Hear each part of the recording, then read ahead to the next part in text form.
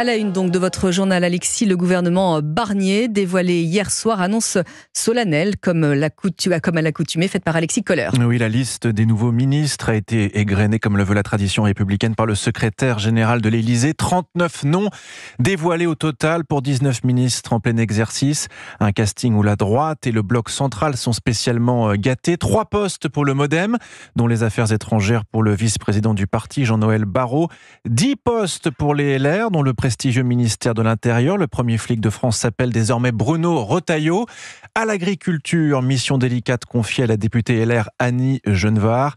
À l'éducation nationale, en revanche, c'est une proche du président de la République qui est nommée Anne Genetet. Bonjour Alexandre Chauveau. Bonjour Alexis, bonjour à tous. Un gouvernement fraîchement nommé, mais déjà fragilisé, attaqué par la gauche et le Rassemblement national. Oui, absolument, taxé d'illégitimité au nouveau Front populaire comme au Rassemblement national. Il faudra s'en débarrasser aussitôt que possible, réagit Jean-Luc Mélenchon. Marine Le Pen évoque de son côté un gouvernement transitoire. Tous deux accusent Michel Barnier de ne pas avoir entendu le message des Français lors des dernières législatives et s'insurgent contre le nombre de nouveaux ministres issus des rangs macronistes, 17 au total, comme de l'entrée au gouvernement des Républicains, qui ne compte que 47 députés au Palais Bourbon, d'où le caractère éphémère de ce nouveau gouvernement, selon Sébastien Chenu, invité hier soir de Pascal de la Tour du Pin sur Europe 1.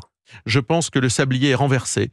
C'est-à-dire que la durée de vie de ce gouvernement, à mon avis, est comptée. Donc, on va voir ce qu'ils vont faire. Ils n'ont pas marqué un bon point, en tous les cas, avec la composition de ce gouvernement.